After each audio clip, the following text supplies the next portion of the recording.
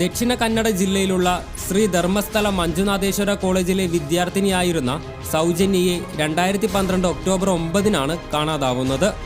കോളേജിൽ നിന്ന് വീട്ടിലേക്ക് മടങ്ങും വഴി ബസ് സ്റ്റോപ്പിൽ വെച്ചാണ് അവളെ കാണാതാവുന്നത്. പിന്നീട് കണ്ടെത്തിയത് അവളുടെ ജീവനറ്റ മൃതദേഹമാണ്. ലൈംഗികാതിക്രമത്തിന് ഇരയായി എന്ന് വ്യക്തമാക്കുന്ന പാടുകളും മുറിവുകളും സൗജന്യയുടെ മൃതദേഹത്തിലുണ്ടായിരുന്നു. സംഭവവുമായി ബന്ധപ്പെട്ട് അടുത്ത ദിവസം തന്നെ മഞ്ജുനാഥ ക്ഷേത്ര ട്രസ്റ്റിന്റെ ജീവനക്കാരനായ സന്തോഷിനെ പോലീസ് അറസ്റ്റ് ചെയ്തു. എന്നാൽ കുറ്റകൃത്യത്തിൽ സന്തോഷിന്റെ പങ്ക് തെളിയിക്കുന്നതിൽ അന്വേഷണ സംഘം പരാജയപ്പെട്ടു എന്ന് കാണിച്ച് 2023 സന്തോഷിനെ കോടതി കുറ്റവിമുക്തനാക്കി. CBI പോലും ഈ കേസ് ഒഴിവാക്കുകയാണ് ചെയ്തത്. BJP മന്ത്രിമാർ ഉൾപ്പെടെ കേസ് പുനരാരംഭിക്കുവാൻ ആഹ്വാനം ചെയ്തെങ്കിലും ഫലം കണ്ടില്ല. അതിനിടെയാണ് ആ നിർണായക ഇടപെടലുണ്ടാവുന്നത്.